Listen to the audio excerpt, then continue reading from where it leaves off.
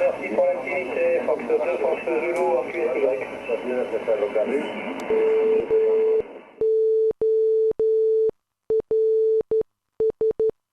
C'est que ça permet avec des petites puissances, qui dit petite puissance dit fabrication maison, de faire des contacts, j'allais dire au moins l'Europe et même le début du continent asiatique d'un côté, la côte atlantique aux USA de l'autre et le continent africain de l'autre, ben ça permet d'avoir des contacts. Hein. Mais pas plus tard que hier, par exemple, j'avais la Russie qui me donnait le maximum de puissance en réception du signal, alors que moi, de mon côté, j'avais 2 watts. C'est pas moi, c'est pas moi.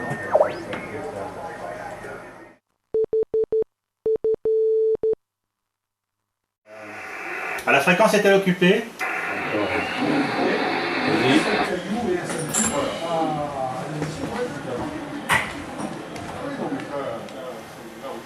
Moi je n'avais pas vu ce truc.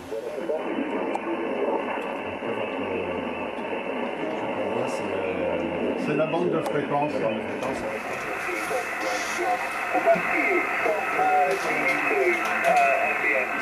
Foxtrot 6, Charlie Foxtrot Bravo 49, ici Foxtrot 6, Kilo Uniforme Québec 33.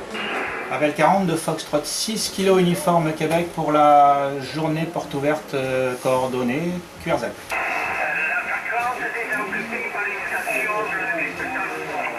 Bien reçu, merci.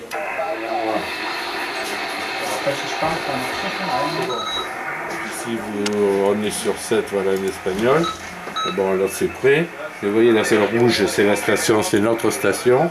En jaune, c'est la station que l'on reçoit. On le voit bien ici, vous avez la zone la nuit qui se déplace, la journée. Donc vous avez toujours un écart de température qui génère de la propagation. Et suivant l'heure et cet état de propagation, ça peut être sur le 7 mégas, sur le 21 mégas, le 14 mégas, voilà.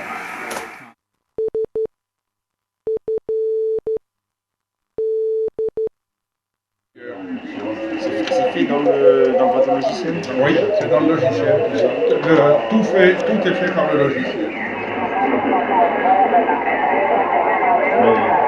Là, il y a du monde, hein, donc là, il y a beaucoup de monde par contre.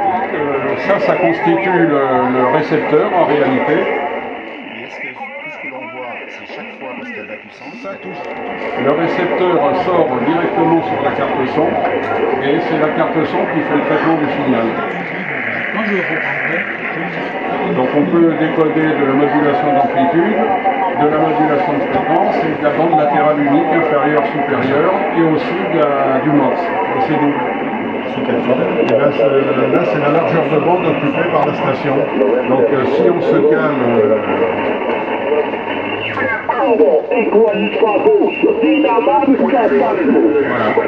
Donc là, hein, c'est le logiciel qui fait la radio en réalité.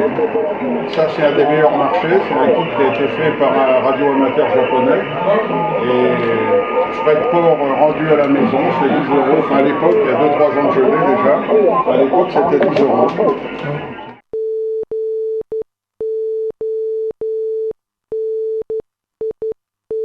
Il s'agissait des avions à faire leur navigation à l'aide de radiogoniomètres. C'était des antennes à cadre un peu comme celle-ci. Les opérateurs radiogoniomètres qui étaient au sol utilisaient des antennes qui étaient beaucoup plus grandes que celle-ci. Celle-ci est une reproduction fidèle mais fonctionne.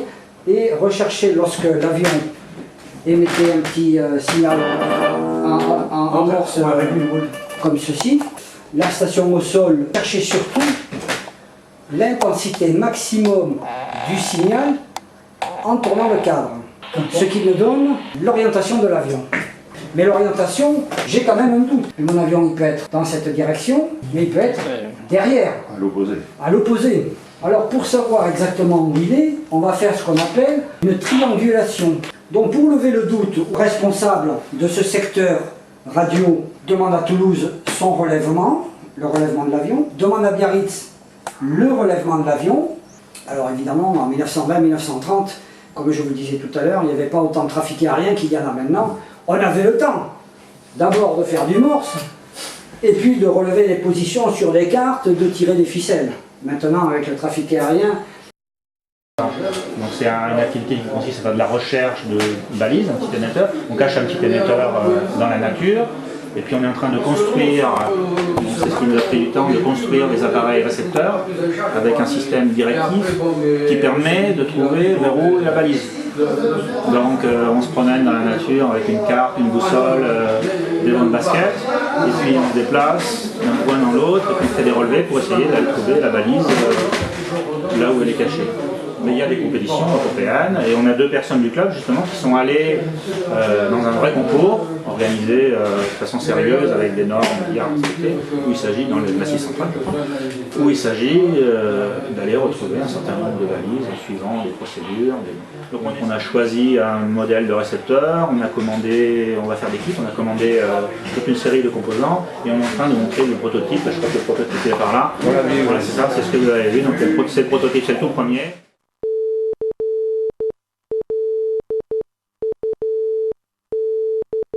Vendredi soir à partir de 20h30, 21h et le samedi de 14h à 17h. Donc ça c'est l'ouverture générale du club où les membres viennent, ils viennent faire du bricolage, ils viennent faire tout ce qu'ils ont envie de faire du trafic sur les stations, voilà. Et le mardi pour les cours, mais là c'est sérieux, ne viennent que les gens qui viennent au cours. Le club est l'un des seuls qui font de la formation de façon continue, disons, depuis des années.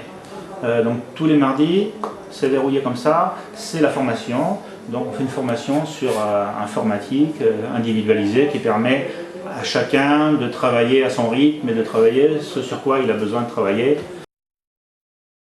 Les activités sont très variées en fait, c'est-à-dire que chacun dans le radioamateurisme, il prend ce qui lui plaît.